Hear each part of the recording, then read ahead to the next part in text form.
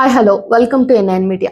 ఆదిమానవుడు ఆనాడు రాతి ఆయుధాలతో జంతువులను వేటాడి ఆకలి బాధం తీర్చుకుంటే, ఆధునిక మానవుడు నేడు విద్య అనే ఆయుధం చేబూని అనేక యుద్ధాలను జయిస్తూ ఉన్నత శిఖరాలను అధిరోహిస్తున్నాడు. ఒక ప్రాంతం దేశానికి పరిమితం కాకుండా ప్రపంచమంతా కూడా వ్యాపిస్తున్నాడు. అయితే మానవుని అభ్యున్నతికి కారణమైన జ్ఞానాన్ని అందించే విద్యాలయాల్లో నేడు అల్లరి మూకల జోక్యం, స్వైర విహారం ఆందోళన కలిగించే అంశం. బడిలో ఏమాత్రం సంబంధం లేని అనాగరిక గుంపులు పాఠశాల నిర్వహణ అంశాలపై అజమాయిషి ప్రదర్శిస్తూ ఉండటం గగుర్పాటు కలిగించే విషయం.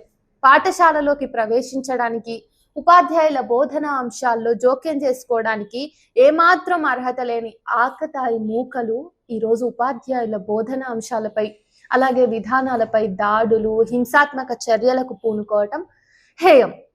విద్యార్థులకు అభ్యుదయకర ఆలోచనలను, విధానాలను నేర్పించాల్సిన పాఠశాలలను మూఢత్వం వైపుకు తిరోగమింపడానికి పూనుకుంటున్న ఈ దుష్ట శక్తులు విద్యారంగానికి ప్రమాద ఘంటికలను మోగిస్తున్నాయనే విషయాన్ని మనమంతా అర్థం చేసుకోవాలి. విద్యార్థి సంపూర్ణ వ్యక్తిత్వ వికాసమే విద్య యొక్క లక్షణం కావాలి అంటారు జాతిపిత మహాత్మా గాంధీ. విద్యార్థి శారీరక, మానసిక, నైతిక, బౌద్ధిక, సామాజిక వికాసానికి తోడ్పాటును అందించే సాధనంగా విద్య ఉండాలి. శ్రమ విలువను తెలుసుకుని శ్రామిక జనబాహుళ్యం పట్ల గౌరవాన్ని నింపుకునేలా విద్యను అందించాలి. దీనివల్ల శరీరం పట్ల అవగాహన, ఆరోగ్యం పట్ల శ్రద్ధ పెరుగుతాయి. విద్య మనసుకు ఆనందాన్ని, ఆహ్లాదాన్ని అందించాలి. భవిష్యత్తు ఆశయాలను నెరవేర్చుకోవడానికి మార్గం సుగమం చేయాలి. విద్యార్థుల్లో సంపూర్ణ మూర్తిమత్వాన్ని సాధించేందుకు ఎంతో మంది ఉపాధ్యాయులు ప్రయత్నం చేస్తూ ఉన్నారు. వాళ్ళలో చాలా మంది మనకు కనిపిస్తారు. చదువుతో పాటు సంస్కారం, మానవతా విలువలు నేర్పిస్తున్న వాళ్ళు ఉన్నారు. శాస్త్రీయ ఆలోచన దృష్టిని పెంచేందుకు గాను, మూఢనమ్మకాలను విడనాడి వాస్తవ దృష్టితో మెలిగేందుకు గాను అవసరమైన పాఠాలను విద్యార్థులకు బోధిస్తున్నారు. పిల్లల శారీరక అభివృద్ధితో పాటు సుఖదుఖాలను సమాన స్థాయిలో స్వీకరించేందుకు అవసరమైన మానసిక పరిపక్వతను విద్యార్థుల వశం చేస్తున్నారు. అయితే ఈ క్రమంలోనే వాస్తవాలను విద్యార్థులకు బోధించే తరుణంలోనే, అభ్యుదయకర ఆలోచనలను అందిస్తున్న సమయంలోనే కొంతమంది విషం చిమ్మే ఉన్మాదులు పాఠశాల ఆవరణల్లోకి ప్రవేశిస్తున్నారు. బోధనా అంశాల్లో జోక్యం చేసుకుంటున్నారు. ఉపాధ్యాయులపై దాడులకు పాల్పడుతున్నారు. వారి ఆత్మస్థైర్యం దెబ్బతినేలాగా వ్యవహరిస్తున్నారు. వారిని ఎన్నో రకాలుగా అవమానాలకు గురి చేస్తున్నారు. అంతేనా, అసాంఘిక ధోరణులను ప్రదర్శిస్తూనే ఉన్నారు. నిజామాబాద్ జిల్లా కోటగిరి ఉన్నత పాఠశాలలో విద్యార్థులకు శాస్త్రీయ దృక్పథాన్ని పెంపొందించే లక్ష్యంతో మూఢనమ్మకాలను రూపుమాపేలాగా పాఠాలు బోధిస్తున్న ఉపాధ్యాయుడు మల్లికార్జునపై 2023లో మతోన్మాద మూకలు దాడి చేశాయి. విద్యార్థుల ముందు అవమానించాయి. దుర్మార్గమైన మరో ఘటన 2024లో రంగారెడ్డి జిల్లా తుక్కుగూడలో జరిగింది. అయ్యప్పమాల వేసుకున్న ఒక విద్యార్థిని నిలబెట్టి ఎక్కాలు చెప్పమన్నందుకు ఉన్నత పాఠశాల ప్రధానోపాధ్యాయులు రాముడుపై అయ్యప్పమాల ధరించిన ఉన్మాదులు దాడి చేసి కొట్టారు, బట్టలు జించేశారు. బలవంతంగా విద్యార్థి కాళ్లపై పడి క్షమాపణలు చెప్పేలాగా చేశారు.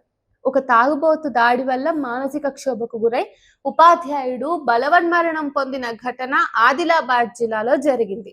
జిల్లా కేంద్రానికి ఆనుకుని ఉన్న మావల ప్రాథమిక పాఠశాలలో ఉపాధ్యాయుడిగా పనిచేస్తున్న తాటి విలాస్ పై గ్రామస్తుడైన ఒక తాగుబోతు దాడి చేశాడు. విద్యార్థులు పాఠ్య పుస్తకాలకు కవర్లు వేసుకోకపోవడంతో వాళ్ళని మందలించిన అతనిపై భౌతిక దాడికి పాల్పడ్డాడు. ఈ అవమాన భారాన్ని తట్టుకోలేని సదరు ఉపాధ్యాయుడు తన స్వగ్రామం ఘోట్కురిలోని వ్యవసాయ బావిలో దూకి ఆత్మహత్య చేసుకున్నాడు.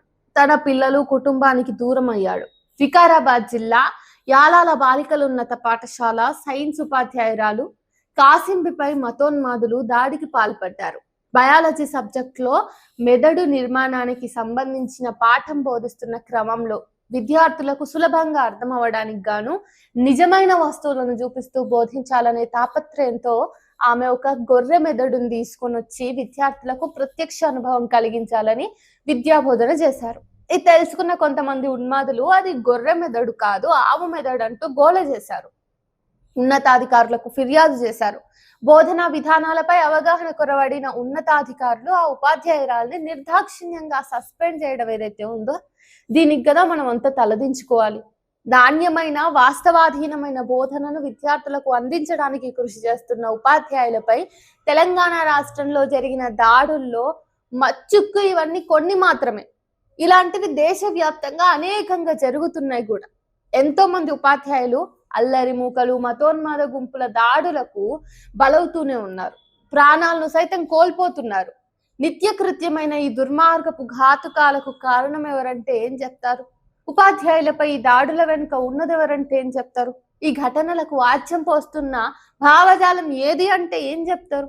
ఎప్పుడూ లేని విధంగా ఈ వికృత చేష్టలు ఇప్పుడే ఎందుకు పెచ్చరిల్లిపోతున్నాయి? మేధావి వర్గంతో మొదలుకుని సామాన్య జనం వరకు ఈ అంశంపై ఆలోచించవలసిన ఆవశ్యకత ఉన్నదా లేదా?